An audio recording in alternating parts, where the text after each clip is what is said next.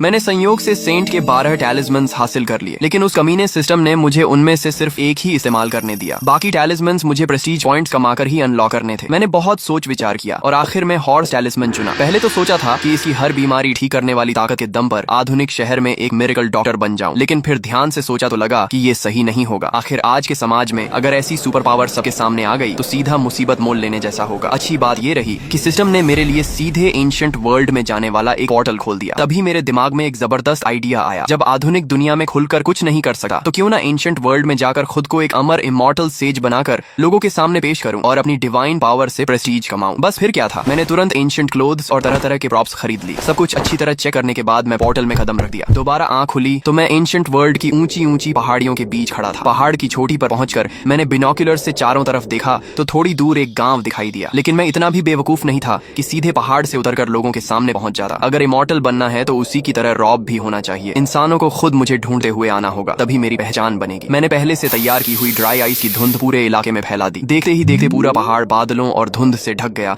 और चारों तरफ इमॉर्टल ऑरा फैल गई। उसके बाद मैंने हाई पावर स्पॉटलाइट का स्विच दबाया और पहाड़ की छोटी से आसमान की ओर एक तेज सफेद रोशनी सीधी उड़ गई जो बहुत दूर तक साफ दिखाई दे रही थी। उसी समय पहाड़ के नीचे स्थित चिंगजियन विलेज में गांव के मुखिया जो माओ के चेहरे पर गहरी चिंता छाई हुई थी। कभी ये एक शांत और खुशहाल गांव था, लेकिन करीब 15 दिन पहले अचानक फैली एक प्लेग ने सब कुछ बदल दिया था। मुखिया जी, आप ही गांव के सबसे पढ़े लिखे इंसान हैं, कृपया कोई उपाय सोचिए। मेरी बेटी नियानियन को बचा लीजिए। शिकारी शीमंग धड़ाम से घुटनों पर गिर पड़ा और हाथ जोड़कर विनती करने लगा। उसके बगल में खड़ी उसकी बेटी नियानियन का चेहरा पीला पड़ चुका था। पूरा शरीर ठंडे पसीने से भीगा था और उसकी सांसें भी अब टूटने लगी थी। मुखिया ने भारी आवाज में कहा, इस प्लेग की कोई दवा नहीं है। जब तक कोई इमॉर्टल धरती पर उतर कर न आए तब तक बचने की कोई उम्मीद नहीं। तभी अचानक दूर पहाड़ों के बीच से एक चमकदार रोशनी आसमान में उठी। ये नजारा देखकर सभी लोग सन्न रह गए। मुखिया जी, वो तो शुभ संकेत है। जो माओ ने सिर उठाकर उस रोशनी को देखा और उसकी आंखें हैरानी से फैल गईं। क्या सचमुच कोई इमॉर्टल प्रकट हुआ है? चलो चलकर देखते हैं। बीमार ग्रामीण भी किसी तरह उठ खड़े हुए और एक दूसरे का सहारा लेकर पहाड़ की तरफ चलने लगे। जल्दी चलो, इमॉर्टल से हमारी जान बचाने की विनती करनी होगी। तभी जो माओ ने सबको रोकते हुए कहा, सब लोग शांत हो जाओ। वो पहाड़ यहाँ से कम 7-8 किलोमीटर दूर है। तुम लोगों की ये हालत लेकर वहाँ तक कैसे पहुंचोगे? और रात के समय जंगली जानवर भी निकलते हैं। अभी जाना बहुत खतरनाक होगा। सुबह होने दो, तब जाना ज्यादा सुरक्षित रहेगा। गाँव वाले निराश हो गए, लेकिन शीमंग अचानक खड़ा हो गया। मुखिया जी, अगर सुबह तक इंतजार किया तो हो सकता है इमॉर्टल जा चुके हों। मेरी बेटी और गाँव वाले इतना इंतजार नहीं कर सकते। मैं शिकारी हूँ और पहाड़ के रास्ते अच्छी तरह जानता हूँ। मैं पहले जाकर रास्ता देखा हूँ और चाहे कुछ भी हो जाए इमॉर्टल को गांव लेकर ही लौटूंगा। जो माओ के मन में चिंता थी, लेकिन उसके पास और कोई रास्ता भी नहीं था। उसने सिर हिलाकर कहा, सावधानी से जाना। शीमंग ने दृढ़ आवाज में जवाब दिया, चिंता मत कीजिए, मैं गांव वालों का भरोसा कभी नहीं तोड़ूंगा। इतना कहकर उसने अपनी कुल्हाड़ी उठाई, मशाल जलाई और गहरे जंगल की तरफ दौड़ पड़ा। उधर मैं बिनोकुलर्स से नीचे गांव वालों की हर हरकत देख रहा था। मेरे चेहरे की मुस्कान अब छिपाए नहीं छिप रही थी। आखिर मछली कांटे में फंस ही गई। मैं आराम से एक समतल पत्थर पर पालथी मारकर बैठ गया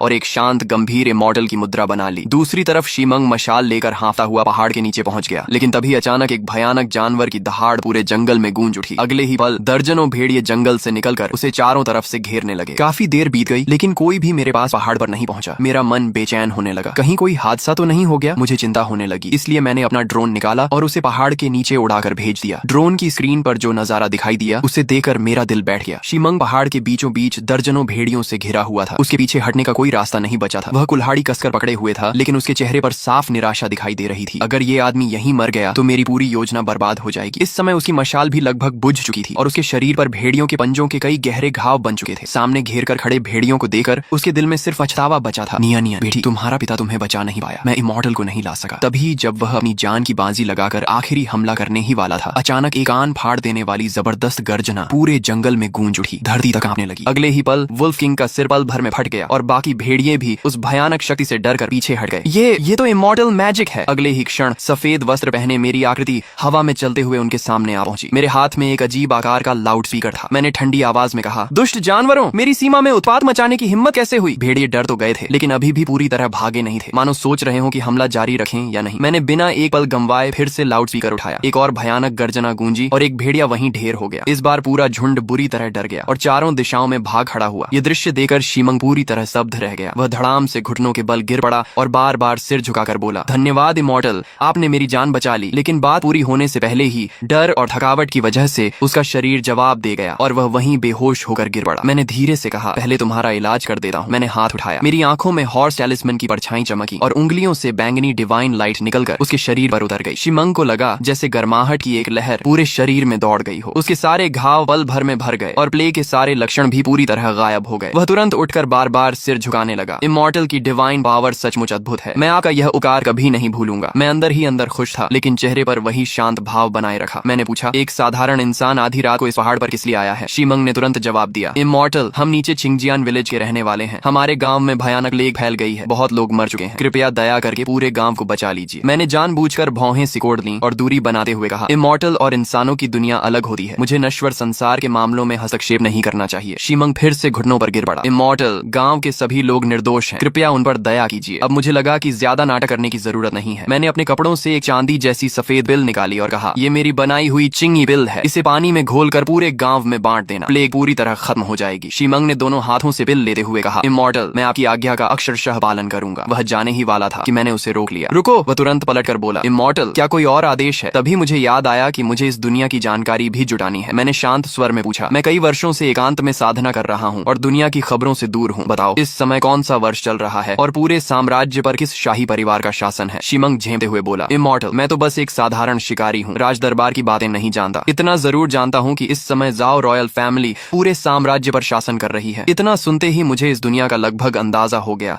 लेकिन मैंने चेहरे पर कोई भाव नहीं आने दिया। ठीक है, मैंने तो यूं ही पूछ लिया था। शीमंग जल्दी से बोला, हमारे गांव के मुखिया जो माओ पढ़े लिखे हैं, उन्हें दुनिया की काफी जानकारी है। मैं नीचे जाकर उन्हें आपके दर्शन के लिए भेज दूंगा। फिर उसने झिझकते हुए पूछा, इमॉर्टल, गांव लौटने के बाद मैं आपके सम्मान में एक श्राइन बनवाना चाहता हूँ, ताकि हर दिन आपकी पूजा कर सके। कृपया अपना डिवाइन नेम बताइए। यह सुनकर मेरे मन में एक विचार आया, अगर मुझे इस दुनिया में अपना प्रभाव बनाना है तो एक दमदार नाम होना चाहिए। चूंकि 12 टैलिस्मन्स की शक्ति होली लॉर्ड से जुड़ी थी, मैंने तुरंत फैसला किया। मैंने हल्का सा सिर उठाकर कहा, मेरा नाम होली लॉर्ड सुचान है। अब जाओ और समय बर्बाद मत करो। शीमंग ने आदर से सिर झुकाया, पिल को सावधानी से सीने से लगाया और तेजी से पहाड़ से नीचे उतर गया। उसे जाते हुए देखकर मेरे होंठों पर हल्की मुस्कान आ गई। उधर छिंगजियन विलेज में सभी लोग बेचैनी से उसका इंतजार कर रहे थे। तभी दूर से तेज कदमों की आवाज सुनाई दी। शीमंग अंधेरे से निकलकर गांव में पहुंचा और जोर से बोला, मैं इमॉर्टल से मिल आया हूँ। ये इमॉर्टल मेडिसिन उन्होंने दी है, इसे पानी में घोलकर पीते ही प्लेग खत्म हो जाएगी। जोमाओ ने गंभीर स्वर में पूछा, क्या तुम सच कह रहे हो? कहीं वो कोई डीमन बीस्ट या भ्रम तो नहीं था? शीमंग बोला, मुखिया जी, इमॉर्टल ने एक इशारे में पूरे वुल्फ को मार भगाया और मेरे सारे घाव और प्लेग भी पल भर में ठीक कर दिए। इसमें जरा भी झूठ नहीं है। उसने अपने कपड़े हटाकर शरीर दिखाया। सचमुच उसके सारे घाव गायब थे। जोमाओ ने ध्यान से देखकर कहा, अगर सचमुच इमॉर्टल का आदेश है तो हम उसी का पालन करेंगे। उसने तुरंत पानी से भरा बड़ा बर्तन मंगवाया और पिल उसमें घोल दी। सब लोग लाइन लगाओ, हर व्यक्ति सिर्फ एक कटोरा पिएगा। जैसे ही गांव वालों ने वह पानी पिया, उनके शरीर हल्के हो गए और सारी तकलीफें गायब होने लगी। केवल 1 घंटे के भीतर पूरे गांव की प्लेग पूरी तरह खत्म हो गई। पूरा गांव खुशी से गूंज उठा। ये सचमुच डिवाइन मेडिसिन है? किसी ने पूछा। शीमंग, इमॉर्टल का नाम क्या है? हमें उनका धन्यवाद करना होगा। शीमंग ने गर्व से कहा, इमॉर्टल ने अपना नाम होली लॉर्ड सुचान बताया है और उन्होंने मुखिया जी को कल पहाड़ पर बुलाया है। जो माओ ने तुरंत कहा, अगर इमॉर्टल ने बुलाया है तो मैं स्वयं जाकर उनके दर्शन करूंगा। अगली सुबह मेरी आंख खुली तो आदत के अनुसार मैंने सिस्टम पैनल खोला। उसमें दिख रहे आंकड़े देकर मैं कुछ पल के लिए चौंक गया। होस्ट सुसीआई, horse talisman unlock, next talisman unlock, progress 100%। मैं हैरान रह गया। क्या प्रोग्रेस पूरी हो गई? लेकिन छिंगजियन विलेज की आबादी तो बहुत कम है, इतनी जल्दी प्रेस्टीज कैसे भर गई? मैंने तुरंत सिस्टम से पूछा, ये कैसे हुआ? सिस्टम ने जवाब दिया, प्रेस्टीज केवल लोगों की संख्या से नहीं मिलती, उनकी फेथ, ग्रेटिट्यूड, इमोशन की इंटेंसिटी और आपके प्रभाव के दायरे को मिलाकर गणना की जाती है। ये सुनते ही मुझे सब समझ आ गया। गांव वाले पहले प्लेग से पूरी तरह निराश हो चुके थे और फिर मैंने उन्हें डिवाइन पावर और मेडिसिन से बचा लिया, इसलिए उनका विश्वास और श्रद्धा बेहद गहरी हो गई थी। अब मुझे इमॉर्टल की पहचान को और मजबूत करने के लिए अगली शक्ति चाहिए थी। मैंने बिना देर किए अगला टैलिस्मन अनलॉक कर दिया। एक नई शक्ति मेरे शरीर में समा गई। मैंने सामने पड़े एक विशाल पत्थर पर ध्यान लगाया। अगले ही पल मुझे महसूस हुआ कि कोई अदृश्य शक्ति मेरे अंदर जाग उठी है। मैंने मन को केंद्रित किया और अचानक मेरे पैर जमीन से ऊपर उठ गए। मैं हवा में तैरने लगा। तो यही उड़ने का एहसास है। मैं खुशी से भर गया और पक्षी की तरह पहाड़ों के बीच उड़ता रहा। काफी देर बाद वापस चोटी पर लौट आया। उड़ने की आदत पड़ने के बाद मैंने नई शक्ति की दूसरी क्षमता आजमाने का फैसला किया। मैंने कई किलोमीटर दूर दूसरी पहाड़ी पर पड़े एक विशाल पत्थर पर ध्यान लगाया। देखते हैं क्या मैं उसे यहाँ से नियंत्रित कर सकता हूँ। कुछ ही पल में वह विशाल चट्टान हवा में उठ गई और वहीं स्थिर होकर तैरने लगी। मैं मुस्कुराया। लगता है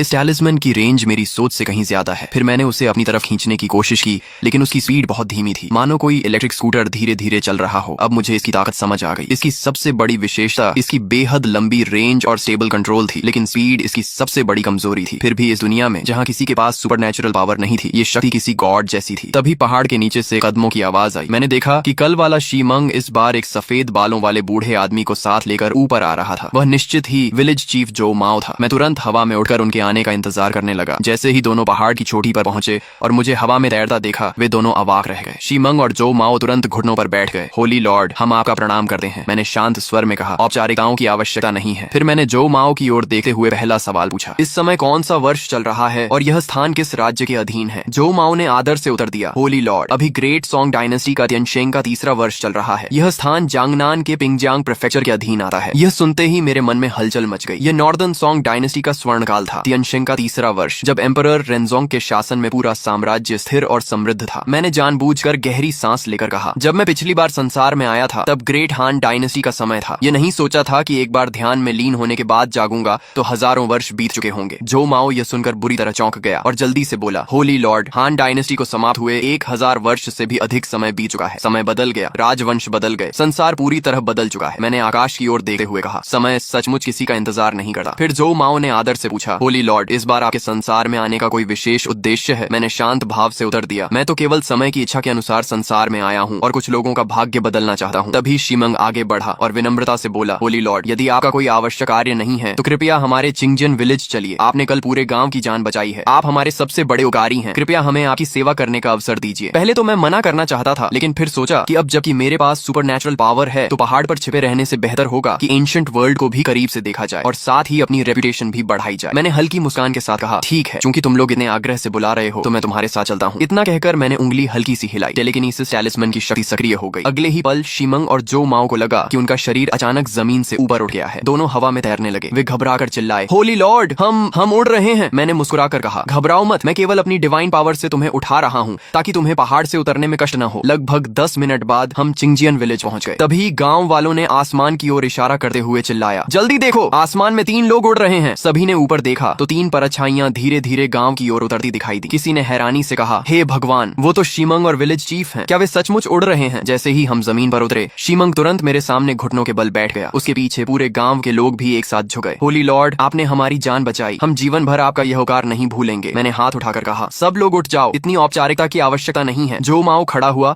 और ऊंची आवाज में बोला, आज चिंगजियन विलेज का सबसे शुभ दिन है। हर परिवार अपने घर का सबसे अच्छा भोजन लेकर आए। आज हम होली लॉर्ड के स्वागत में भोज करेंगे। सभी गांव वाले खुशी से अपने अपने घरों की ओर दौड़ पड़े। थोड़ी ही देर में गांव के बीच लंबी मेजें सज गईं। उन पर घर की बनी शराब, स्मोक्ड मीट और तरह तरह के भोजन रख दिए गए। भोजन समाप्त होने के बाद मैं वापस पहाड़ की ओर लौटने लगा। तभी जो माओ ने मुझे रोकते हुए कहा, होली लॉर्ड, पूरे गांव ने मिलकर निर्णय लिया है कि हम आपके लिए यहीं एक बड़ा निवास बनाएंगे। कृपया हमेशा हमारे गांव में ही रहिए। मैंने मुस्कुराकर पूछा, तुम लोग मुझे यहीं क्यों रोकना चाहते हो? जो माओ ने गंभीर स्वर में कहा, होली लॉर्ड, भले ही आज का समय समृद्ध का हो, लेकिन पिंगजांग प्रीफेक्चर के आसपास अभी भी महामारी और अनहोनी घटनाएं होती रहती हैं। आसपास के 7-8 गांव प्लेग की वजह से लगभग उजड़ चुके हैं। हम आपसे प्रार्थना करते हैं कि चिंगजियन विलेज की रक्षा करें ताकि हमारे लोग हमेशा सुरक्षित रहें। उनकी सादगी देकर मेरा मन सचमुच पिघल गया, लेकिन मैं जानता था कि एक इमॉर्टल को रहस्यमय बने रहना चाहिए। अगर मैं हमेशा गांव में रहने लगा तो लोगों की श्रद्धा धीरे धीरे कम हो जाएगी। मैंने मुस्कुराकर कहा, जो व्यक्ति साधना करता है उसे पर्वतों और प्रकृति के बीच रहना चाहिए। मैं गांव में स्थायी रूप से नहीं रह सकता, लेकिन चिंगलू माउंटेन पर अपना केव रेजिडेंस बनाकर वहीं निवास करूंगा। अगर तुम्हें कभी मेरी आवश्यकता हो तो पहाड़ पर आ जाना। जो माओ और शिमंग दोनों के चेहरे खुशी से खिल उठे और उन्होंने तुरंत सिर झुकाकर हामी भर दी। तभी जो माओ ने झिझकते हुए पूछा, होली लॉर्ड, कल आपने जो इमॉर्टल पिल दी थी, क्या वह बहुत कीमती थी? मैंने सिर हिलाकर कहा, हाँ, ऐसी इमॉर्टल पिल्स बनाना बेहद कठिन होता है। उन्हें तैयार करने के लिए कई दुर्लभ स्पिरिचुअल हर्ब्स की आवश्यकता पड़ती है। इस समय मेरे पास तैयार पिल्स नहीं है। मैंने मन ही मन सोचा कि अगर हर बार पिल दूंगा तो लोग सिर्फ मेडिसिन को याद रखेंगे, लेकिन अगर मैं अपनी डिवाइन पावर से लोगों का इलाज करूंगा तो उनका विश्वास और भी गहरा होगा। इसलिए मैंने आगे कहा, हालांकि इस समय मेरे पास पिल्स नहीं है, लेकिन मैं अपनी डिवाइन पावर से लोगों का उपचार कर सकता हूँ। आसपास के जिन गांवों में प्लेग फैली है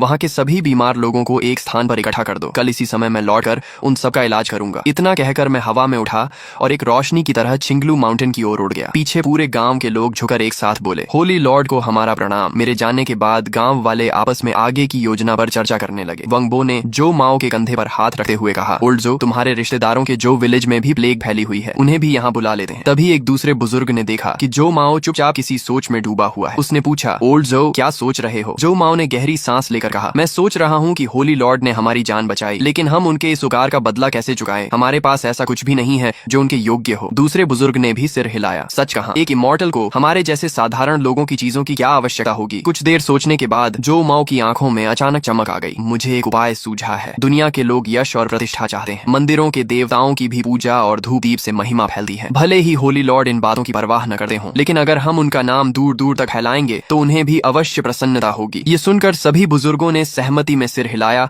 और जो माओ की बुद्धिमानी की प्रशंसा की। इसके बाद जो माओ ने होली लॉर्ड के कई चित्र बनवाए और लोगों को उन्हें आसपास के गांवों में फैलाने के लिए भेज दिया। दूसरे गांवों में लोगों को लाने के साथ साथ होली लॉर्ड का नाम भी फैलाया जाने आने लगा। अगले दिन सुबह सुबह चिंगजियन विलेज से 4-5 ताकतवर जवानों को अलग अलग दिशाओं में आसपास के गांवों में भेजा गया ताकि वे प्लेग से संक्रमित लोगों को यहाँ लेकर आए। उधर शीमंग अपनी बेटी नियानियन को साथ लेकर अपने ससुराल ली विलेज की ओर निकल पड़ा, लेकिन जैसे ही दोनों गांव के अंदर पहुंचे वे दंग रह गए। पूरा गांव बर्बाद हो चुका था। कई घर जलकर सिर्फ राख और जले हुए खंभों में बदल गए थे। नियानियन घबराकर बोली, पिताजी कहीं नाना नानी को कुछ हो तो नहीं गया? तभी एक फटे पुराने कपड़े पहने ग्रामीण घबराया हुआ उनके पास से भागा हुआ निकला। शिमंग ने तुरंत उसे रोकर पूछा, भाई गांव की ये हालत कैसे हो गई? ली लाओजंग का परिवार कहाँ है? वही जो गांव के पूर्वी हिस्से में रहता है। वह आदमी बोला, तुम उनके दामाद हो ना? अरे प्लेग बहुत भयानक फैल गई थी। विलेज चीफ ने कहा कि जो भी संक्रमित है वो अशुभ है, इसीलिए सबको गांव के बाहर पड़े पुराने मंदिर में मरने के लिए छोड़ दिया गया और उनके घरों को आग लगा दी गई ताकि बीमारी दोबारा न फैले। ये सुनते ही शीमंग का चेहरा बदल गया। उसने बिना एक पल गंवाए नियनियन का हाथ पकड़ा और गांव के बाहर बने उस टूटे फूटे मंदिर की ओर दौड़ पड़ा। जैसे ही उसने दरवाजा खोला, सड़ी हुई बदबू और दवाइयों की तीखी गंध एक साथ उसकी नाक में घुस गई। अंदर जमीन पर दसियों बीमार लोग पड़े थे। सबके चेहरे पीले पड़ चुके थे और किसी में उठने तक की ताकत नहीं बची थी। शीमंग की नजर तुरंत कोने में पड़े अपने ससुर ली लाओजंग और सास पर पड़ी। वह दौड़कर उनके पास पहुंचा और चिल्लाया, पिताजी, माताजी। ली लाओजंग बड़ी मुश्किल से उठने की कोशिश करते हुए बोले, शीमंग तुम यहाँ क्यों आए? जल्दी चले जाओ, हमें प्लेग है, तुम भी संक्रमित हो जाओगे। लेकिन जैसे ही उनकी नजर शीमंग के पीछे खड़ी नियनियन पर पड़ी, वे घबरा गए। तुम्हें अपनी जान की परवाह नहीं तो ठीक, लेकिन नियनियन को क्यों ले आए? उसे तुरंत यहाँ से ले जाओ। शीमंग ने उनके कंधे पर हाथ रखकर दृढ़ स्वर में कहा, पिताजी चिंता मत कीजिए, नियनियन को कुछ नहीं होगा। हमारे चिंगजियन विलेज पर होली लॉर्ड की कृपा है, वहाँ प्लेग किसी को छू भी नहीं सकती। ये सुनते ही वहाँ पड़े बाकी बीमार लोग हंसने लगे। क्या कहा? होली लॉर्ड? शीमिंग, कहीं तुम्हारा दिमाग तो नहीं खराब हो गया? इतनी भयानक प्लेग में कोई इमॉर्टल आकर लोगों को बचाएगा? अगर ऐसा होता तो अब तक इतने लोग क्यों मरते? तभी बाहर से तेज कदमों की आवाज आई। कई लोग हाथों में डंडे लिए मंदिर के अंदर घुस आए। सबसे आगे ली विलेज का विलेज चीफ ली हुआयन था। उसने गुस्से से पूछा, शिमंग तुम हमारे गांव में क्या करने आए हो? कहीं चिंगजियन विलेज की बीमारी यहाँ फैलाने तो नहीं आए? शिमंग ने गुस्से में जवाब दिया, क्या तुम अपने ही गांव वालों के साथ ऐसा व्यवहार करते हो? प्लेग होने पर उन्हें मरने के लिए छोड़ देते हो और घर जलाकर समझते हो कि बीमारी खत्म हो जाएगी? सुन लो, हमारे चिंगजियन विलेज में होली लॉर्ड स्वयं प्रकट हुए हैं। उन्होंने हमारी प्लेग पूरी तरह ठीक कर दी। मैं आज अपने सास ससुर और इन सभी बीमार लोगों को चिंगजियान विलेज ले जाने आया हूँ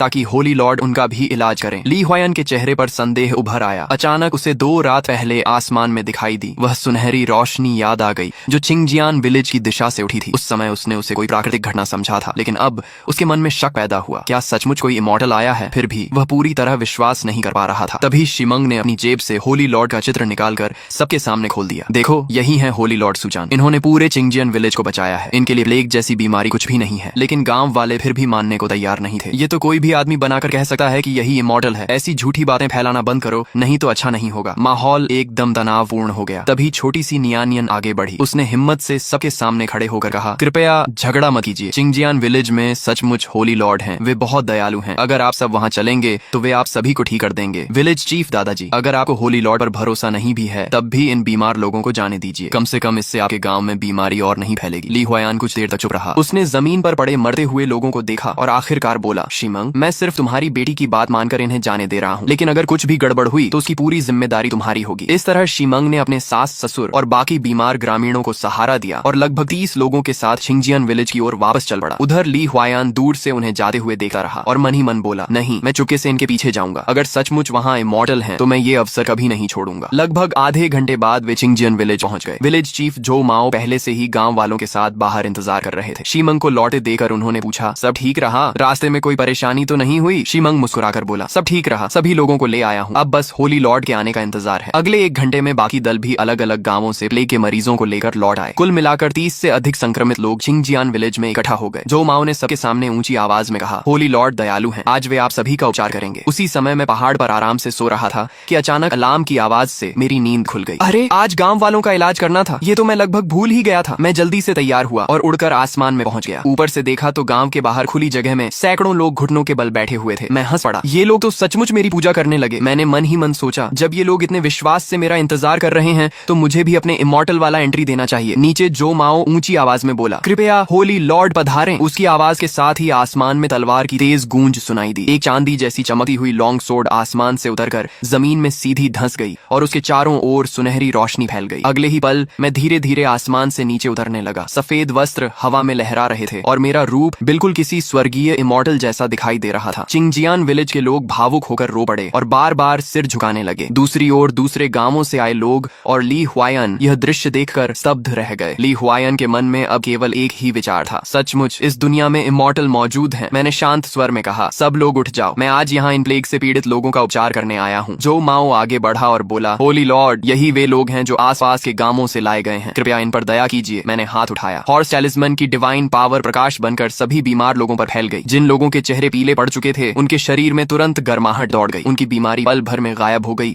और उनका शरीर पहले से भी अधिक स्वस्थ महसूस होने लगा। सभी लोग आश्चर्य से चिल्ला उठे, ये सचमुच चमत्कार है, होली लॉर्ड ने हमें बचा लिया। जब आखिरी किरण भी गायब हो गई तब वहां मौजूद सभी ग्रामीण एक साथ घुटनों पर बैठ गए। होली लॉर्ड, आपने हमारी जान बचाई, हम आपका यह उपकार कभी नहीं भूलेंगे। मैंने मुस्कुराकर कहा, उठ जाओ, इसकी आवश्यकता नहीं है। तभी जो माओ जल्दी से मेरे सामने आया और आदर पूर्वक बोला, होली लॉर्ड, मुझसे एक भूल हो गई है। मैंने आपकी अनुमति के बिना आपका चित्र बनवाकर आसपास के गांवों में भेज दिया ताकि लोग आपके महान कार्यों के बारे में जान सकें। यदि मैंने कोई अपराध किया हो तो कृपया मुझे क्षमा कर दीजिए। यह सुनकर मेरे मन में एक नया विचार कौंध गया और मैं कुछ क्षण के लिए गहरी सोच में डूब गया। मेरे मन में तुरंत ख्याल आया कि जितना ज्यादा मेरा नाम फैलेगा उतना ही मेरे प्लान के लिए अच्छा होगा। लेकिन बाहर से मैंने शांत भाव बनाए रखा और कहा, कोई बात नहीं, तुमने जो किया लोगों की जान बचाने के लिए किया, मैं तुम्हें दोष नहीं देता। यह सुनते ही जो माओ ने राहत की सांस ली। तभी ली विलेज के विलेज चीफ ली हुआयान आगे बढ़े और बोले, होली लॉर्ड, कृपया हमारे ली विलेज पर भी कृपा कीजिए। हम भी आपके सम्मान में एक मंदिर बनाना चाहते हैं और आपकी पूजा करना चाहते हैं, कृपया हमें इसकी अनुमति दें। जो माओ ने आश्चर्य से पूछा, विलेज चीफ ली, आप यहाँ कैसे? ली हुआयान मुस्कुराकर बोला, मुझे अपने गांव वालों की चिंता थी, इसलिए मैं चुके सेन के पीछे पीछे चला आया, लेकिन यहाँ आकर सचमुच होली लॉर्ड के दर्शन हो गए। जो माओ के मन में थोड़ी नाराजगी तो थी कि उसने चोरी छिपे उनका पीछा किया, लेकिन उसने कुछ नहीं कहा और चुप रहा। मैंने दोनों की ओर देखकर कहा, तुम लोगों की भावना मैं समझता हूँ, लेकिन मंदिर बनाने के लिए जरूरत से ज्यादा धन खर्च मत करना, अपनी क्षमता के अनुसार ही करना, लोगों पर बोझ डालना उचित नहीं होगा। ली हुआयान ने तुरंत सिर झुकाकर कहा, होली लॉर्ड, हम आपकी शिक्षा हमेशा याद रखेंगे, किसी भी ग्रामीण पर अतिरिक्त बोझ नहीं डालेंगे। मैंने संतोष से सिर हिलाया और तुरंत अपना सिस्टम पैनल खोला। होस्ट सूसीआई, horse talisman unlock, chicken talisman unlock, next talisman unlock, progress CCT 6%। ये देखकर मैंने मन ही मन सोचा, जब ये सभी लोग अपने अपने गांव लौटकर आज की घटना का प्रचार करेंगे तब अगला टैलिस्मन अनलॉक होने में ज्यादा समय नहीं लगेगा। लेकिन अगली बार कौन सा टैलिस्मन चुनना सही रहेगा? अगले दिन सुबह चिंगजियान विलेज की एक छोटी सी गली में एक साधारण बूढ़ा आदमी दिखाई दिया। वास्तव में वह मैं ही था जिसने मंकी टैलिस्मन की शक्ति से अपना रूप बदल लिया था। हाँ, पिछली रात प्रेस्टीज भरने के बाद मैंने तीसरे टैलिस्मन के रूप में मंकी टैलिस्मन चुना था। यह केवल इंसानों और चीजों को जानवरों में नहीं बदल सकता था, बल्कि मुझे किसी भी दूसरे इंसान का रूप धारण करने की शक्ति भी देता था। मैं आराम से गांव में घूमता हुआ एक छोटे से स्कूल के सामने पहुंचा। खिड़की से झांकर देखा तो जो माओ सामने खड़े होकर लगभग दर्जन भर बच्चों को 3 कैरेक्टर क्लासिक पढ़ा रहे थे। मैं मन ही मन बोला, जो माओ सचमुच ज्ञानवान इंसान है, तभी तो पूरे चिंगजियान विलेज में उसका इतना सम्मान है। जब पढ़ाई खत्म हुई और बच्चे खेलने बाहर चले गए तब मैं अंदर गया और मुस्कुराकर पूछा, विलेज चीफ जो, आप इतनी मेहनत से बच्चों को पढ़ा रहे हैं, क्या चाहते हैं कि ये बड़े होकर इंपीरियल एग्जामिनेशन पास करें और अधिकारी बने? जो माओ ने मुझे ध्यान से देखते हुए कहा, बुजुर्ग महाशय, लगता है आप बाहर से आए हैं। मैं बच्चों को इसलिए नहीं पढ़ाता कि वे सब अधिकारी बने, मैं सिर्फ चाहता हूँ कि वे पढ़ लिखकर सही और गलत का अंतर समझ सकें। अगर वे अधिकारी न भी बने तो भी ज्ञान के सहारे उनका जीवन केवल खेती करने से बेहतर होगा। यह सुनकर मेरे मन में जो माओ के लिए सम्मान और बढ़ गया। सचमुच यह दूरदर्शी और नेक इंसान है। जब सारे बच्चे घर चले गए तब जो माओ ने मुझे अपने घर चलने का निमंत्रण दिया, लेकिन जैसे ही मैं उसके घर के अंदर पहुंचा वह अचानक मेरे सामने घुटनों के बल बैठ गया। होली लॉर्ड को मेरा प्रणाम। मैं एक पल के लिए चौंक गया। इतनी जल्दी पहचान लिया? ऐसा तो नहीं होना चाहिए था। मैंने पूछा, तुमने मुझे कैसे पहचान लिया? जो माओ ने आदर से उत्तर दिया, होली लॉर्ड, भले ही आपने अपना चेहरा बदल लिया हो, लेकिन आपका स्वभाव, आपकी आवाज और आपका व्यक्तित्व किसी साधारण बूढ़े जैसा नहीं हो सकता। और होली लॉर्ड को इस दुनिया में आए अभी केवल 3 दिन हुए। पिंगजांग प्रेफेक्चर की प्लेग भी अभी पूरी तरह खत्म नहीं हुई। ऐसे समय में कोई बाहरी आदमी यूं ही चिंगजियान विलेज के स्कूल में नहीं आएगा। मैंने सुना है कि इमॉर्टल्स हजारों रूप धारण कर सकते हैं, इसलिए मैंने साहस करके अनुमान लगाया कि आप ही होली लॉर्ड हैं। अब जबकि मेरा भेद खुल ही चुका था, मैंने छिपाने का कोई प्रयास नहीं किया। उंगली हल्की सी हिलाते ही मंकी टैलिस्मन का प्रभाव समाप्त हो गया और मैं अपने असली रूप में लौट आया। मैंने मुस्कुराकर कहा, जब तुमने पहचान ही लिया है तो अब छिपाने का कोई अर्थ नहीं। मैं आज केवल यह देखने आया था कि साधारण लोगों का जीवन कैसा होता है। तभी मेरे मन में अचानक एक नया विचार आया। मैंने हाथ उठाया और पास बैठी एक आवारा बिल्ली को पिक्सियू नाम के दिव्य जीव में बदल दिया। फिर मुस्कुराकर बोला, अब मेरे लिए धन इकट्ठा करने का भी एक तरीका होना चाहिए। यह पिक्सियू सोना चांदी पहचान सकता है, लेकिन मैं लोगों से धन चढ़ाने के लिए नहीं कह सकता। जो माओ उस जीव को देखकर पूरी तरह स्तब्ध रह गया। उसने तुरंत सिर झुकाकर कहा, होली लॉर्ड की डिवाइन पावर सचमुच असीम है। आज मैंने फिर एक नया चमत्कार देख लिया। कुछ देर सोचने के बाद उसने सिर उठाकर कहा, होली लॉर्ड, मेरे मन में एक सुझाव है, शायद इससे आपके लिए पर्याप्त सोना चांदी भी इकट्ठा हो जाए। मैंने उत्सुकता से पूछा, बताओ। जो माओ बोला, चिंगलू माउंटेन माउंटेन के नीचे कई वर्षों से एक डाकुओं का गिरोह छिपा हुआ है। उनका सरदार ब्लैक बेयर है। वे ब्लैक बेयर स्ट्रॉन्ग होल्ड में रहते हैं और आसपास के गांवों को लूटकर बहुत सारा सोना चांदी जमा कर चुके हैं। ये लोग बेहद निर्दयी हैं, लेकिन अधिकारी आज तक उनके खिलाफ कोई ठोस कार्रवाई नहीं करते। मैंने पूछा, ऐसा क्यों? जो माओ ने धीमी आवाज में कहा, मैंने सुना है कि ब्लैक बेयर का काउंटी मैजिस्ट्रेट से गुप्त संबंध है। डाकुओं की लूटी हुई दौलत का बड़ा हिस्सा उसी मैजिस्ट्रेट तक पहुंचता है, इसलिए सरकार की डाकुओं के खिलाफ कार्रवाई सिर्फ दिखावा होती है। ये सुनकर मेरे चेहरे पर ठंडी मुस्कान आ गई। अगर ऐसा है तो मुझे रास्ता दिखाओ। कुछ देर बाद हम ब्लैक बेयर स्ट्रॉन्ग होल्ड के पास बसे लुहनशी विलेज पहुंचे। पूरा गांव वीरान पड़ा था। हर घर के दरवाजे और खिड़कियां बंद थीं। कभी कभी कोई ग्रामीण झांकता और हमें देखकर तुरंत अंदर छिप जाता। जो माओ ने गहरी सांस लेते हुए कहा, होली लॉर्ड, इस गांव पर डाकुओं ने सबसे ज्यादा अत्याचार किए हैं। लोग इतने डर चुके हैं कि जरा सी आहट सुनते ही छिप जाते हैं। मैंने पूछा, ये लोग कहीं और जाकर क्यों नहीं बस जाते? जो माओ कड़वी मुस्कान के साथ बोला, आजकल हर जगह भारी टैक्स और अत्याचार है। अगर ये लोग यहाँ से भी चले जाएं तो भी कहीं सुरक्षित जगह नहीं मिलेगी और कई परिवार पीढ़ियों से यहीं रह रहे हैं। अपनी जन्मभूमि छोड़ना उनके लिए आसान नहीं है। मैं इस युग का नहीं था, लेकिन उनकी बेबसी महसूस कर सकता था। मेरे भीतर गुस्सा उमड़ पड़ा। इस भ्रष्ट व्यवस्था में जनता पिस रही है, अधिकारी लालची हैं और डाकू खुलेआम अत्याचार कर रहे हैं। अगर मेरे पास शक्ति है तो मैं चुप नहीं बैठ सकता। तभी पास से किसी के रोने की आवाज आई। एक गठीला आदमी दीवार के सहारे बैठा सिर झुकाए फूट फूट कर रो रहा था। मैं उसके पास गया और पूछा, भाई इतनी पीड़ा क्यों है? उसने मुझे देकर हाथ जोड़ दिए। सरकार से आए हैं, कृपया मेरी मदद कीजिए। मेरी पत्नी और बच्चों का बदला दिला दीजिए। मैंने शांत स्वर में कहा, मैं कोई सरकारी अधिकारी नहीं हूँ, बस एक राहगीर हूँ, लेकिन अगर तुम्हें बदला चाहिए तो मैं तुम्हारी मदद कर सकता हूँ। वह निराश होकर बोला, वे डाकू बहुत ज्यादा हैं, उनके पास हथियार हैं, मैं अकेला उनका कुछ नहीं बिगाड़ सकता। कुछ दिन पहले वे हमारे गांव आए थे और मेरी पत्नी और बच्चों को मार डाला। मैं आगे बढ़ने लगा, लेकिन कुछ कदम बाद पीछे से उसके दौड़ने की आवाज आई। वह हमारे पास आकर बोला, मैं भी आपके साथ चलूंगा, चाहे मर जाऊं, लेकिन अपनी पत्नी और बच्चों का बदला लेकर रहूंगा। मेरा नाम वंग हू है। मैं ब्लैक बेयर स्ट्रॉन्ग होल्ड के हर रास्ते को जानता हूँ। जो माओ मुस्कुरा कर बोला, वंग हू, तुम्हारे सामने खड़े ये कोई साधारण व्यक्ति नहीं बल्कि होली लॉर्ड है। ये स्वर्ग से लोगों को बचाने आए हैं। ये तुम्हारा बदला जरूर दिलाएंगे। वंग हू ने अविश्वास से मेरी ओर देखा। मैंने बिना कुछ कहे हाथ उठाया। हॉर्स टैलिस्मैन की डिवाइन पावर उसके पूरे शरीर में फैल गई। उसके पुराने घाव पल भर में भर गए। मैंने मुस्कुराकर पूछा, अब विश्वास हुआ? वंग हू ने अपने शरीर की ताकत महसूस की और तुरंत घुटनों के बल बैठ गया। होली लॉर्ड, कृपया मुझे मेरी पत्नी और बच्चों का बदला लेने दीजिए। मैं जीवन भर आपकी सेवा करूंगा। मैंने उससे उठाते हुए कहा, उठो, तुम्हें अपने हाथों से बदला लेने का अवसर मिलेगा। हम तीनों आगे बढ़े और लगभग आधे घंटे बाद ब्लैक बेयर स्ट्रॉन्ग होल्ड के मुख्य द्वार पर पहुंच गए। ऊंची दीवारों पर हथियारबंद डाकू खड़े थे। सबसे आगे उनका सरदार ब्लैक बेयर था, जिसकी एक आंख खराब थी। उसने जोर से हंसते हुए कहा, सिर्फ तुम 3 लोग हमारे स्ट्रॉन्ग होल्ड पर हमला करने आए हो? लगता है जीने से ऊब चुके हो। वांग हू दहाड़ कर बोला, ब्लैक बेयर, तुम जैसे दरिंदे ने न जाने कितने निर्दोष लोगों की जान ली है। आज तुम्हारा अंत होगा। मैंने वांग हू की ओर देखा और कहा, जाओ, अपनी पत्नी और बच्चों का बदला खुद लो। मैंने हाथ फैलाया। मंकी टैलिस्मैन और हॉर्स टैलिस्मैन की शक्तियां एक चमकते हुए प्रकाश गोले में बदल गईं, जिससे मैंने सीधे वांग हू के शरीर में पहुंचा दिया। अगले ही पल उसका शरीर बदलने लगा। उसकी हड्डियां फैल गईं, पूरे शरीर पर धारियां उभर आईं और एक भयानक गर्जना के साथ वह एक विशाल बाघ में बदल गया। वांग हू ने अपने पंजों को देखा और उसकी आंखों में उत्साह चमक उठा। यही है शक्ति, यही है बदले की ताकत। उसी समय मैंने अपने साथ आए पिक्सियू को भी आजाद कर दिया और कहा, जाओ, उसके साथ मिलकर लड़ो। विशाल बाघ बिजली की तरह डाकुओं पर टूट पड़ा। उसके एक पंजे के वार से कई डाकू चीखते हुए जमीन पर गिर पड़े। चारों तरफ खून बिखर गया। बाकी डाकू घबरा कर तलवारें और भाले लेकर उस पर टूट पड़े, लेकिन हॉर्स टैलिस्मैन की रिजनरेशन पावर की वजह से उसके शरीर पर कोई असर नहीं हुआ। घाव बंधे और उसी पल भर जाते। दूसरी ओर पिक्सियू हवा में छलांगे लगाता हुआ तीरों के बीच घूम रहा था। डाकुओं के तीर उसके शरीर से टकराकर सिर्फ टन टन की आवाज करते और नीचे गिर जाते। ब्लैक बेयर ने खुद को संभालते हुए जोर से चिल्लाया, डरो मत, ये सिर्फ 2 जानवर हैं। जो इन्हें मार देगा उसे 200 चांदी के सिक्के इनाम में मिलेंगे। लेकिन उसकी बात पूरी भी नहीं हुई थी कि पिक्सियू बिजली की रफ्तार से उस पर झपटा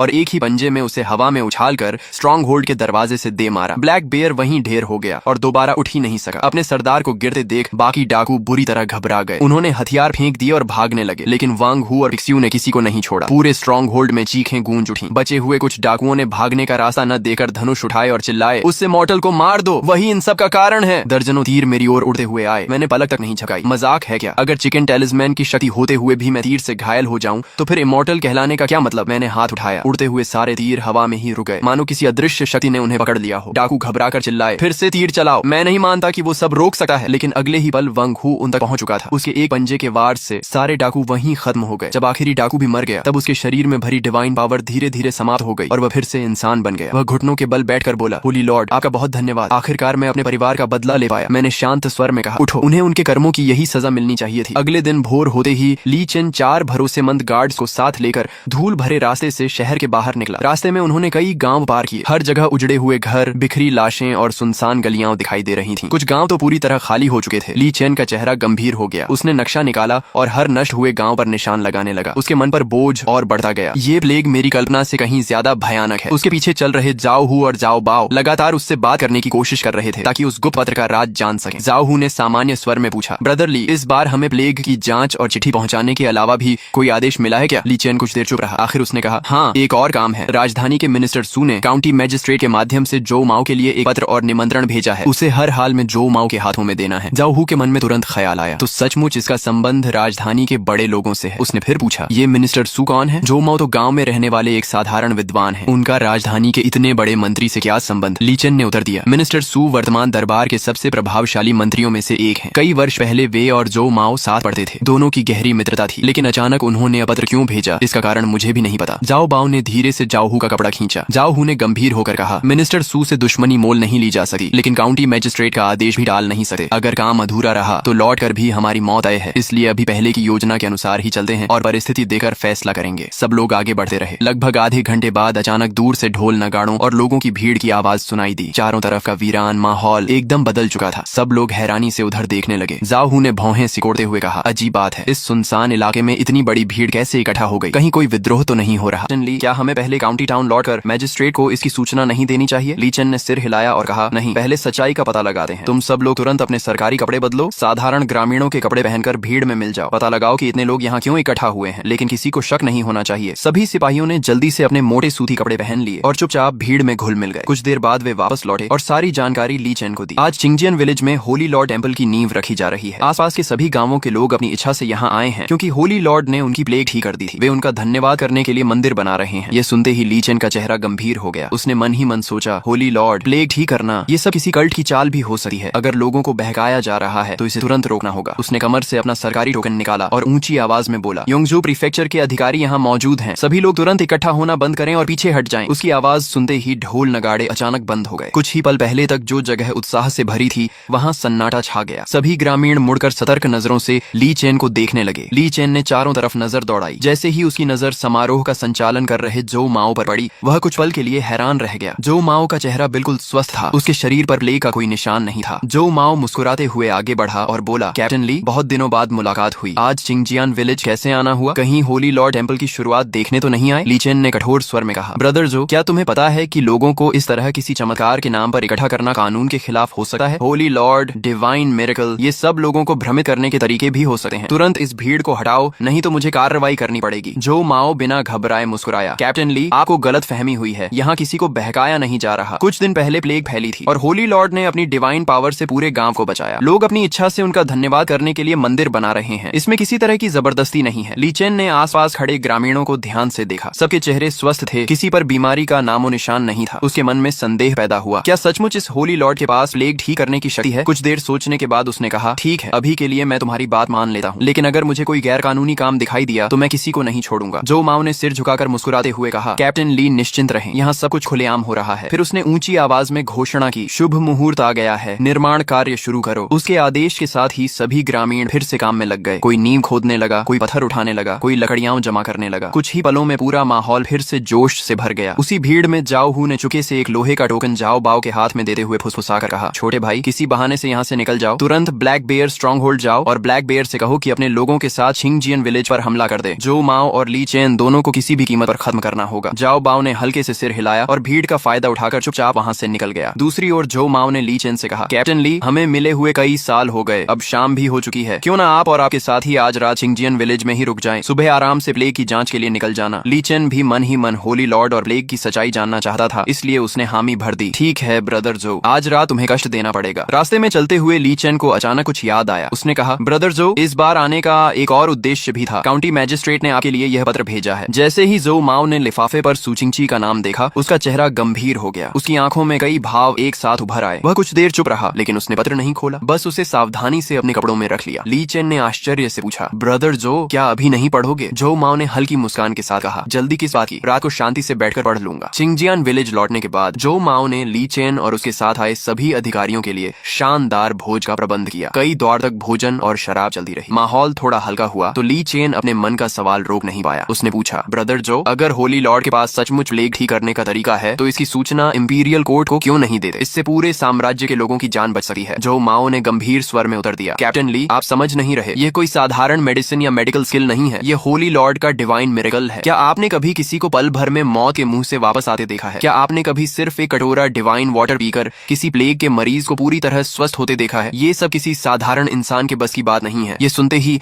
ली चेन के मन में हलचल मच गई। उसे याद आया कि जब वह गांव में दाखिल हुआ था तब जिन लोगों को प्लेग से मर जाना चाहिए था वे सब पूरी तरह स्वस्थ दिखाई दे रहे थे। ये कोई झूठ नहीं हो सकता था। उसने कई बार कुछ कहने की कोशिश की लेकिन उसके पास कोई जवाब नहीं था। भोज समाप्त होने के बाद जो माओ ने सभी अधिकारियों के ठहरने की व्यवस्था कर दी और रात धीरे धीरे गहरी होने लगी। रात को लीचेन चिंगजियान विलेज के एक खाली पड़े घर में ठहरा लेकिन उसे बिल्कुल भी नींद नहीं आई। काफी देर तक करवटें बदलने के बाद वह उठकर जो माओ के पास गया। दोनों आंगन में आमने सामने बैठकर देर रात तक देश और जनता की बातें करते रहे। उन्होंने उन दिनों को याद किया जब दोनों ने साथ मिलकर यह शपथ ली थी कि वे जनता की सेवा करेंगे और अन्याय के खिलाफ लड़ेंगे। लेकिन समय ने दोनों की राहें बदल दी। जो माओ ने भ्रष्ट अधिकारियों के खिलाफ आवाज उठाई थी इसलिए उसे पद छोड़कर गांव लौटना पड़ा, जबकि सु जिनजे लगातार पदोन्नति पाकर इंपीरियल कोर्ट का प्रभावशाली मंत्री बन गया। दोनों के बीच वर्षों तक पत्रों का आदान प्रदान होता रहा लेकिन मुलाकात कभी नहीं हो सकी। बातचीत खत्म होने के बाद जो माओ अपने कमरे में लौटा और सु जिनजे का भेजा हुआ पत्र खोला। उसमें लिखा था, ब्रदर जो, पिंगजियांग की स्थिति दिन ब दिन खराब होती जा रही है। इंपीरियल कोर्ट भ्रष्टाचार से भर चुका है। मैंने कई बार एम्परर के सामने सच्चाई रखी लेकिन हर बार मुझे नजरअंदाज किया गया। अब मेरा मन पूरी तरह टूट चुका है। मैंने पद छोड़कर गांव लौटने का निर्णय ले लिया है। पुराने मित्र होने के नाते मैं चाहता हूं कि तुम एक बार मुझसे मिलो ताकि बीते दिनों की यादें ताजा कर सकें। पत्र पढ़कर जो माओ ने गहरी सांस ली और बुदबुदाया, पुरानी दोस्ती का मान रखते हुए मुझे उससे एक बार मिलना ही चाहिए। उसी समय दूसरी ओर जाओ बाओ तेज रफ्तार घोड़े पर सवार होकर ब्लैक बेयर स्ट्रॉन्ग होल्ड पहुंचा, लेकिन वहां का दृश्य देखकर उसकी आंखें फटी रह गईं। कभी भव्य दिखने वाला पूरा स्ट्रॉन्ग होल्ड अब खंडहर बन चुका था। चारों तरफ डाकुओं की लाशें बिखरी थीं, जमीन खून से लाल हो चुकी थी और हवा में तेज खून की बदबू फैली हुई थी। जाओ बाओ अविश्वास से बुदबुदाया, ये कैसे हो सकता है? ब्लैक बेयर के पास तो सैकड़ों आदमी थे। पूरा स्ट्रॉन्ग होल्ड किसने खत्म कर दिया? उसके मन में डर पैदा हो गया। वह वहां ज्यादा देर रुकने की हिम्मत नहीं कर सका और जल्दी से पास के लुआनशी विलेज पहुंचकर जानकारी जुटाने लगा। जैसे ही वह गांव में दाखिल हुआ उसकी कमर पर लटका ब्लैक आयरन टोकन धूप में चमक उठा। वह टोकन काउंटी मैजिस्ट्रेट द्वारा दिया गया था और उस पर ब्लैक बेयर स्ट्रॉन्ग होल्ड का चिन्ह बना हुआ था। ग्रामीणों ने उसे अधिकारी समझकर सम्मान से देखा लेकिन वांग हू ने उस टोकन को पहचान लिया। उसे होली लॉर्ड की बात याद आई कि ब्लैक बेयर और काउंटी मैजिस्ट्रेट मिलकर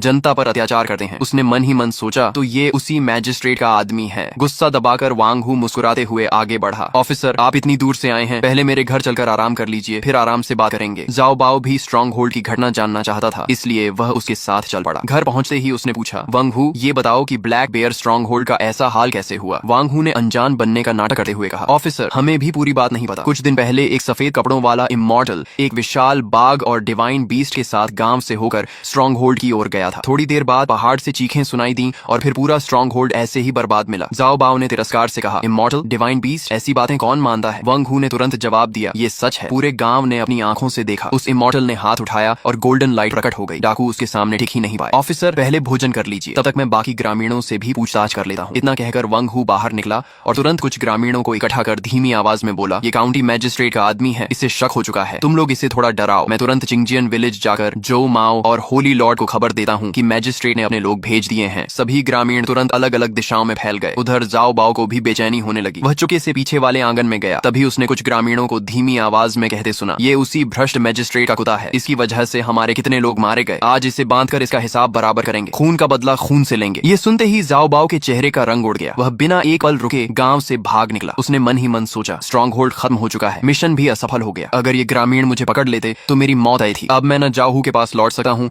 और न ही मैजिस्ट्रेट के पास, पहले कहीं छिपना होगा। दूसरी ओर चिंगजियान विलेज में जाओ हू एक बड़े पेड़ के नीचे बेचैनी से गांव के बाहर की ओर देख रहा था। वह बड़बड़ाया, ये जाओ बाओ अभी तक वापस क्यों नहीं आया? कहीं उसके साथ कुछ हो तो नहीं गया? तभी एक सिपाही दौड़ता हुआ आया और बोला, ब्रदर हू, कैप्टन ली ने सबको गांव के बाहर पुराने जंगल में बुलाया है, कोई जरूरी बात करनी है। जाओ हू चौंक गया और बाकी लोगों के साथ जंगल पहुंच गया। वहां ली चेन गंभीर चेहरे के साथ सबका इंतजार कर रहा था। सभी के इकट्ठा होने के बाद उसने कहा, मैंने चुपके से पूरे गांव की जांच की है। ग्रामीणों के शरीर पर प्लेग से ठीक होने के स्पष्ट निशान हैं। होली लॉर्ड द्वारा प्लेग ठीक करने की बात शायद सच है, लेकिन एक और बात मुझे परेशान कर रही है। होली लॉर्ड टेम्पल के पास ग्रामीणों ने अपनी तरफ से एक गार्ड टीम बना रखी है जो दिन रात पहरा देती है। ये किसी साधारण आस्था जैसा नहीं लगा। मुझे शक है कि कोई होली लॉर्ड के नाम पर लोगों को इकट्ठा करके विद्रोह की तैयारी कर रहा है। चिंगलू माउंटेन वही जगह है जहाँ ग्रामीण होली लॉर्ड के रहने की बात करते हैं। अगर वहाँ सचमुच कोई विद्रोही छिपा है तो हमें तुरंत कार्रवाई करनी होगी। ये सुनते ही बाकी सिपाहियों के चेहरे उतर गए। एक ने घबरा कर पूछा, ब्रदर ली, लोग कहते हैं चिंगलू माउंटेन पर सचमुच इमॉर्टल रहता है, अगर हम वहाँ गए और सच में उससे सामना हो गया तो? ली चेन ने दृढ़ स्वर में कहा, डरने की जरूरत नहीं, हम इंपीरियल गवर्नमेंट के अधिकारी हैं, अपना कर्तव्य निभा रहे हैं, चाहे सामने इमॉर्टल ही क्यों ना हो। कानून से ऊपर कोई नहीं। आज रात तीसरे पहर हम पहाड़ पर चढ़ेंगे, कोई पीछे नहीं हटेगा। भीड़ में खड़ा जाओ हू यह सुनकर भीतर ही भीतर मुस्कुरा उठा। उसने मन में सोचा, ये तो मेरे लिए सुनहरा मौका है। चिंगलू माउंटेन का रास्ता कठिन और अंधेरा क्या है? अगर वहीं किसी हादसे में ली चेन मर जाए और उसका इल्जाम होली लॉर्ड पर लग जाए तो काउंटी मैजिस्ट्रेट का आदेश भी पूरा हो जाएगा और मुझ पर भी कोई शक नहीं आएगा। उधर जब ली चेन और बाकी सिपाही रात होने का इंतजार करने वापस गांव लौट रहे थे, तभी वांग हू लुआनशी विलेज के कुछ ग्रामीणों के साथ हांफता हुआ चिंगजियान विलेज पहुंचा और चिल्लाया, विलेज चीफ, बड़ी मुसीबत हो गई। काउंटी मैजिस्ट्रेट ने अपना एक आदमी लुआनशी विलेज भेजा था। वह ब्लैक बेयर स्ट्रॉन्ग होल्ड के बारे में पूछताछ कर रहा था। वह मैजिस्ट्रेट का खास आदमी है। मुझे लगता है कि उसका असली निशाना होली लॉर्ड है। ये सुनते ही जो माओ का चेहरा बदल गया। उसे तुरंत टेंपल निर्माण समारोह के दौरान बीच में गायब हुआ वह अधिकारी याद आ गया। उसने घबरा कर कहा, बुरा हो गया, वह काउंटी मैजिस्ट्रेट का जासूस था। हो सकता है सारी खबर पहले ही बाहर पहुंच चुकी हो। उसी समय चिंगलू माउंटेन की गुफा में बैठा मैं सिस्टम की सूचना देखकर हल्का सा मुस्कुराया। तो आखिरकार सरकारी अधिकारी पहाड़ पर आने वाले हैं। अच्छा है, अब उनका स्वागत भी उसी तरह किया जाएगा। रात का अंधेरा पूरे चिंगलू माउंटेन पर फैल चुका था। ली चेन काले कपड़ों में 3 सिपाहियों के साथ कठिन पहाड़ी रास्ते पर आगे बढ़ रहा था। सबसे पीछे जाओ हू चुपचाप चल रहा था। उसके हाथ कपड़ों के अंदर छिपी एक तेज खंजर को कसकर पकड़े हुए थे। तभी सबसे युवा सिपाही ने धीमी आवाज में कहा, ब्रदर ली, चिंगलू माउंटेन हमेशा से रहस्यमयी जगह मानी जाती है। हम सिर्फ 4 लोग हैं। अगर सचमुच होली लॉर्ड से सामना हो गया तो लोग ज्यादा होंगे तो हमारी मौजूदगी आसानी से पकड़ में आ जाएगी। हमारा मकसद होली लॉर्ड की असली पहचान पता करना है और प्लेग व टेंपल के पीछे का सच जानना है, लड़ाई करना नहीं। तभी आगे पहाड़ की तरफ हल्की सी रोशनी दिखाई दी। जाओ हू ने ली चेन की नजर का पीछा किया तो सचमुच पहाड़ की ढलान पर टिमटिमाती हुई रोशनी और कुछ लोगों की परछाइयां नजर आ रही थी। उसी समय ली चेन पूरी तरह उसकी तरफ पीट के खड़ा था। जाओ हू के लिए हमला करने का यह सबसे अच्छा मौका था। उसने गहरी सांस ली, धीरे से अपनी छिपी हुई खंजर निकाली और पेड़ों की शाखाओं से गुजरती हवा की आवाज का फायदा उठाकर पूरी ताकत से ली चेन की पीठ की ओर वार कर दिया। लेकिन जैसे ही खंजर उसकी पीठ में धंसने वाली थी, दूर से अचानक ऐसी भयानक दहाड़ गूंजी कि पूरा पहाड़ कांप उठा। जाओ हू का हाथ डर से कांप गया और खंजर निशाने से हट गई। वह सिर्फ ली चेन के कपड़े चीरती हुई निकल गई। ली चेन तुरंत पलटा और गरज कर बोला, ये क्या था? जाओ हू, तुम क्या कर रहे थे? उसकी नजर जाओ हू के हाथ और कमर से आधी बाहर निकली खंजर पट गई। जाओ हू के माथे पर ठंडा पसीना आ गया। वह कोई बहाना बनाने ही वाला था कि तभी चिंगजियान विलेज की दिशा से अचानक आग की लपटें उठी दिखाई दी। उसी समय जो माओ की तेज आवाज रात के सन्नाटे को चीरती हुई सुनाई दी। वे लोग चिंगलू माउंटेन पर चढ़ गए हैं। ली चेन ने जाओ हू की हरकत को फिलहाल नजरअंदाज कर दिया। उसे समझ आ गया कि अभी सबसे जरूरी काम होली लॉर्ड तक पहुंचना है। उसने बाकी सिपाहियों से कहा, जल्दी पूरी रफ्तार से पहाड़ पर चढ़ो। ग्रामीणों के पहुंचने से पहले हमें होली लॉर्ड से मिलकर सच जानना होगा। सभी तेजी से दौड़ पड़े। काफी देर तक घने जंगल में भागने के बाद वे एक विशाल चट्टान के पास पहुंचे ही थे कि अचानक आसपास जमीन हिलाने वाली भयानक गर्जना गूंज उठी। अगले ही पल चांदनी के नीचे एक विशालकाय दानव जैसी आकृति दिखाई दी। एक सिपाही डर से चिल्ला उठा, हे भगवान, ये कैसा राक्षस है? क्या सचमुच कोई दैत्य मौजूद है? ली चेन का दिल जोर जोर से धड़कने लगा। उसने जीवन में न जाने कितने प्रांत और शहर देखे थे, लेकिन ऐसा जीव उसने कभी नहीं देखा था। उसके मन में पहली बार सचमुच इमॉर्टल के होने का संदेह पैदा हुआ। इससे पहले कि वह कुछ सोच पाता, पिक्सियू ने भयंकर दहाड़ लगाई और बिजली जैसी रफ्तार से उनकी ओर झपट पड़ा। सबसे पीछे चल रहा सिपाही सीधे हवा में उछलकर दूर जा गिरा। ली चेन जोर से चिल्लाया, उधर गुफा है, जल्दी अंदर भागो। सब लोग जान बचाते हुए गुफा के अंदर घुस गए। अगले ही पल पिक्सियू का विशाल सिर पूरी ताकत से गुफा के प्रवेश द्वार से टकराया। जोरदार धमाके के साथ पत्थर टूटकर चारों तरफ बिखर गए और गुफा का मुंह लगभग बंद हो गया। ठीक उसी समय गुफा के भीतर अचानक मुलायम सफेद रोशनी फैल गई। सबने हैरानी से ऊपर देखा। गुफा की छत में दर्जनों चमकते हुए क्रिस्टल जड़े हुए थे जो पूरे स्थान को रोशन कर रहे थे। लेकिन इससे भी ज्यादा हैरान करने वाली बात यह थी कि गुफा की दीवारों पर साधारण चित्र नहीं बल्कि जीवंत दिखने वाले विशाल डिवाइन बीस्ट बने हुए थे। कहीं एक विशाल सांप कुंडली मारे बैठा था, कहीं एक भयंकर बाघ दहाड़ रहा था, तो कहीं हमला करने को तैयार एक विशाल बिच्छू दिखाई दे रहा था। हर चित्र से अजीब सी दिव्य आभा निकल रही थी। उसी समय पिक्सियू आधा शरीर गुफा के अंदर घुसा चुका था और किसी भी पल उन पर हमला कर सकता था। ली चेन के माथे पर पसीना आ गया। उसने तुरंत अपनी कमर से फायर आर्म निकाली, निशाना सीधे पिक्सियू की दाईं आंख पर लगाया और ट्रिगर दबा दिया। तेज धमाके के साथ गोली सीधी जाकर उसकी आंख में लगी। पिक्सियू दर्द से जोर से चीखा। उसकी आंख से खून बहने लगा और वह लड़खड़ाता हुआ पीछे हट गया। यह देखकर सभी सिपाहियों ने राहत की सांस ली, लेकिन उनकी राहत ज्यादा देर टिक नहीं सकी। गुफा के बाहर अचानक बहुत से लोगों के आने की आवाज सुनाई दी। जो माओ दर्जनों ग्रामीणों को लेकर वहां पहुंच चुका था। उसने हैरानी से पूछा, कैप्टन ली, आप लोग यहाँ कैसे? लेकिन उसके शब्द पूरे भी नहीं हुए थे कि अचानक पूरी गुफा में गंभीर और भव्य संगीत गूंज उठा। वह धुन इतनी विशाल और प्रभावशाली थी मानो हजारों सैनिक एक साथ आगे बढ़ रहे हों। उस संगीत में ऐसी अदृश्य शक्ति थी कि वहां मौजूद हर व्यक्ति के मन में अपने आप श्रद्धा और सम्मान पैदा होने लगा। ली चेन का गला सूख गया। उसने मन ही मन सोचा, ये कैसा एहसास है? मेरे मन में अपने आप किसी के सामने झुकने की इच्छा क्यों हो रही है? सभी लोगों ने एक साथ ऊपर देखा। हल्की दिव्य रोशनी के बीच सफेद वस्त्र पहने एक व्यक्ति धीरे धीरे आसमान से उतरता हुआ पिक्सियू की पीठ पर आकर खड़ा हो गया। जो पिक्सियू कुछ पल पहले बेहद उग्र था, वही अब एक पालतू बिल्ली की तरह शांत होकर जमीन पर झुक गया। मैंने धीरे से उसके घायल दाईं आंख पर हाथ फेरा। हॉर्स टैलिस्मैन की डिवाइन पावर सुनहरी रोशनी बनकर उसके घाव में समा गई। सभी लोगों की आंखों के सामने उसका भयानक घाव पल भर में भरने लगा। मैंने शांत शांत स्वर में कहा, इतनी रात गए आए हुए मेहमान, बताइए मेरे पास आने का कारण क्या है। ली चेन यह दृश्य देखकर पूरी तरह स्तब्ध रह गया। वह काफी देर तक मुझे देखता रहा और फिर कांपती आवाज में बोला, इमॉर्टल, इस दुनिया में सचमुच इमॉर्टल मौजूद हैं। तभी उसके पीछे खड़ा जाओ हू धीरे धीरे वो अपनी बात बताने ही वाला था कि तभी उसके बगल में खड़े जो माओ ने पहले ही बोलना शुरू कर दिया, पवित्र प्रभु, ये ली चेन है, पिंगजियांग प्रांत के चीफ कांस्टेबल। ये मेरे पुराने मित्र हैं। इनका यहाँ आने का कोई अपमान करने का इरादा नहीं था। ये सिर्फ महामारी की जांच करने आए हैं। कृपया इन्हें क्षमा करें। ली चेन आगे बढ़ा और बोला, मैं पिंगजियांग प्रांत का चीफ कांस्टेबल ली चेन हूँ। मैं वेई मैजिस्ट्रेट के आदेश पर चिंगजियान गांव की महामारी की जांच करने आया हूँ। यहाँ आपके होने और गांव वालों द्वारा मंदिर बनाकर आपकी पूजा करने की बात सुनी। मुझे संदेह हुआ कि कहीं कोई ईविल कल्ट लोगों को बहका तो नहीं रहा, इसलिए बिना अनुमति के जांच करने चला आया। यदि मैंने आपका अपमान किया हो तो क्षमा करें। मैंने शांत स्वर में पूछा, ईविल कल्ट? जरा बताओ। सिर्फ इसलिए कि गांव वाले मंदिर बना रहे हैं और महामारी ठीक हो गई, तुमने कैसे मान लिया कि मैं ईविल कल्ट हूँ? ली चेन ने गंभीरता से कहा, महामारी का इलाज करना निश्चित ही पुण्य का काम है, लेकिन लोगों का बड़ी संख्या में इकट्ठा होकर मंदिर बनाना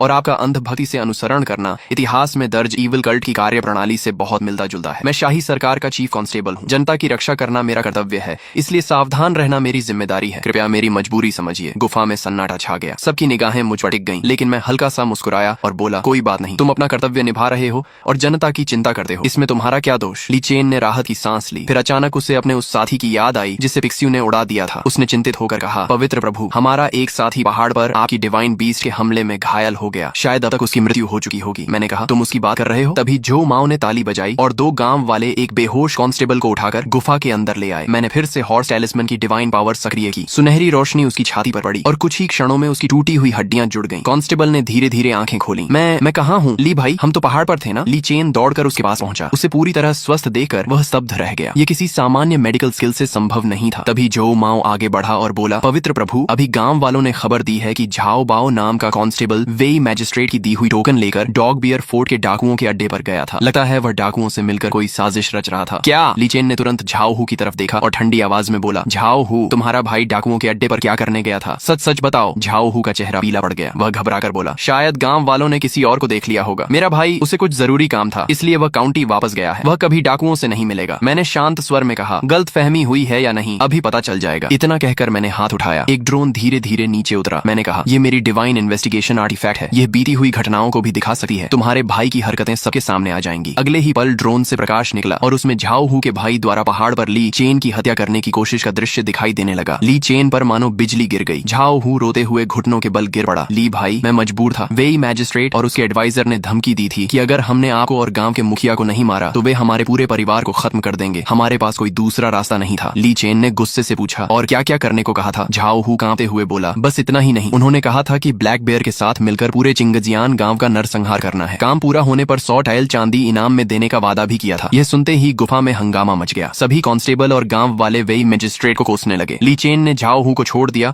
और झो माओ के कंधे पकड़कर बोला, झो भाई, तुरंत गांव वालों को यहाँ से हटाओ। ब्लैक बेयर के गिरोह में 300 से ज्यादा डाकू हैं। अगर वे हमला कर दें तो पूरा